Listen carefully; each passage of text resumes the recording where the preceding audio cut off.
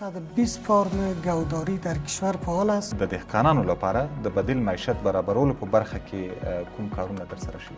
فعلا میزان تولید در سکتور مرغداری خیلی بالا رفته. همکاری‌های زراعتی میان افغانستان و چین نتایج مثبتی داشته و قابل گسترش است. د سی جی ټین پښتو ټولنې هندارې پروګرام درنو کتونکو سلامونه نیکې هیلې مې ومنئ. درنو کتونکو په نن ځانګړي مرکې پروګرام کې زه د کرنې اوبو لګولو مالدارۍ وزارت له ویان مولوي شیر محمد حاتمي سره غواړم چې لنډه مرکه ولرم.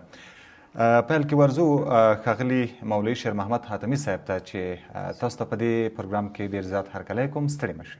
تشکر از اینکه برای ما فرصت دادیم تا در این عرصه مصاحبه را شما شریک میکنیم انشاءالله. ډیره زیاته مننه. زه لومړی پوښتنې ته راځم، هغه دا چې که راته ووایئ چې په افغانستان کې د کرنې عمومي وضعیت ستاسو په نظر څنګه ده او څنګه یې ارزوئ؟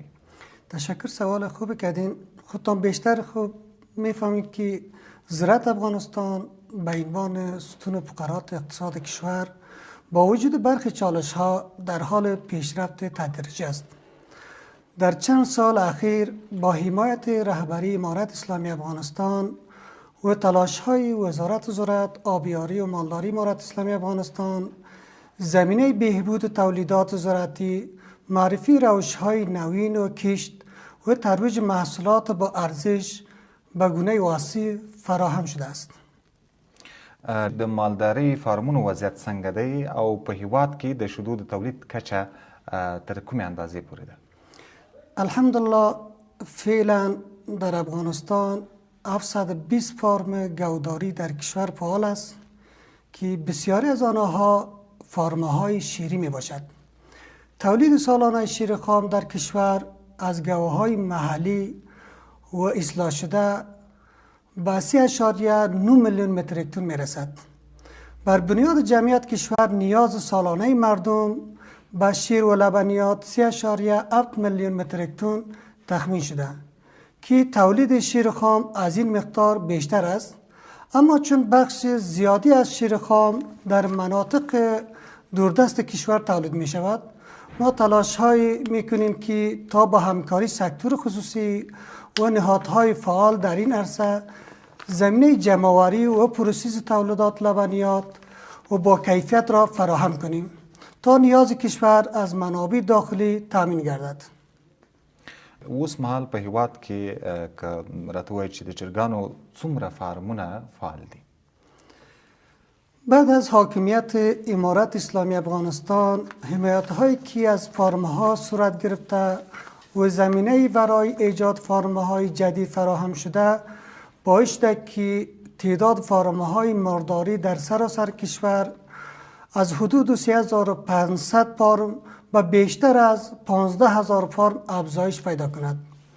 ارزش مجموع این فارم ها حالا بیش از 1 میلیارد دلار می رسد که خودش نشانه روشن از فعالیت های مؤثر وزارت زراعت می باشد.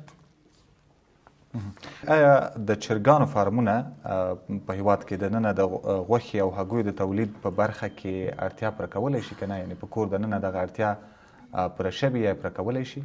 فعلا میزان تولید در سکتور مرغداری خیلی بالا رفته و بیشترین نیازهای مردم از داخل کشور تامین می شود. وزارت زراعت هم تلاش دارد که این بخش را باز هم تقویت کند تا افغانستان در زمینه تولید مرغ و تخم مرغ کاملا به خودکفایی برسد که بدون شک رشد این سکتور نقش بسزایی در رشد اقتصاد کشور و کاریابی برای هموطنان ما دارد. نیاز روزانه افغانستان به تخم مرغ حدوداً 7 میلیون بیضه تخم مرغ می باشد که از آن مقدار نزدیک به 4 میلیون بیضه تخم مرغ در داخل کشور تولید می شود. متبقی خارج از کشور وارد می شود و تلاشات جریان دارد تا میزان تولید تخم مرغ در داخل کشور نیز افزایش یابد. همین گونه تولید سالانه گوشت مرغ در افغانستان به حدوداً 260,000 تن می رسد که خوشبختانه جوابگو نیازمندی داخلی بوده و از این بخش به خودکفایی رسیده ایم. د هیواد د دهقانانو لپاره د بدیل معیشت برابرولو په برخه کې کوم کارونه ترسره شوي دي؟ در حال حاضر کشت کوکنار در سراسر افغانستان طبق فرمان اعلی قدر امیر المؤمنین حفظه الله به گونه کامل ممنوع اعلان شده است. وزارت زراعت، آبیاری و مالداری امارت اسلامی افغانستان گامه‌های مؤثری برای تقویت کشت بدیل و حمایت از دهقانان برداشته است. در سال مالی 1404 این وزارت از بودجه انکشافیش ده‌ها پروژه معیشت بدیل را در 14 ولایت کشور تطبیق می‌کند. این پروژه ها شامل احداث باغ‌های مثمر با سیستم آبیاری قطره‌ای، توزیع نهال‌های گلاس، انار و بادام، پیاز زعفران و کشت هنگ میباشد که هدف آن ایجاد فرصت‌های معیشتی سالم، پایدار و پردرآمد برای هزاران خانواده و دهقانان است. بله. د کرنې وزارت د نوي او عصري اوبو لګولو سیستم یعنی قطره‌ای سیستم د ترویج لپاره کوم داسې اقدامات ترسره شوي دي تر اوسه؟ هدف وزارت زراعت، آبیاری و مالداری امارت اسلامی افغانستان این است که روش‌های مدرن آبیاری که در جهان مروج است امروزه در زراعت از آن استفاده می نماید.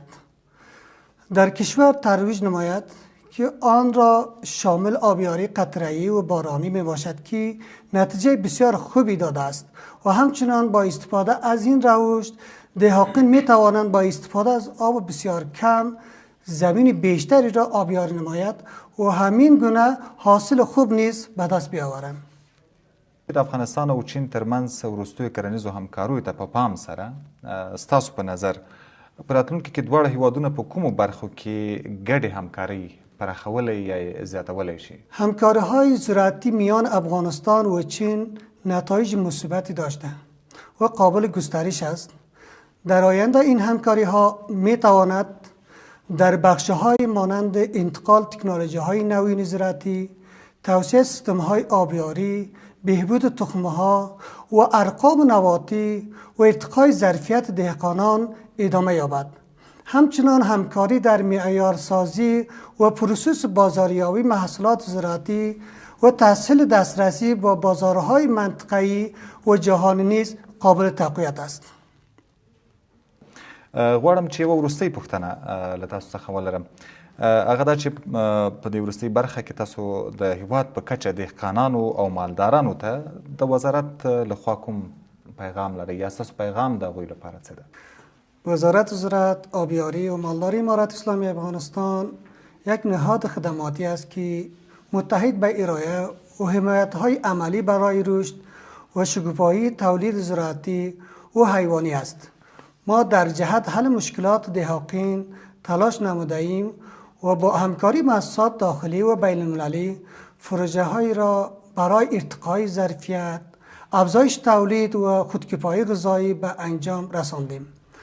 هدف نهایی ما این است که هر دهقان و مالدار در سراسر افغانستان به ابزار دانش و امکانات مورد نیاز برای تولید با کیفیت درآمد بهتر دست یابد. ډیره زیاته مننه تاسو. تشکر، جهم سپاس.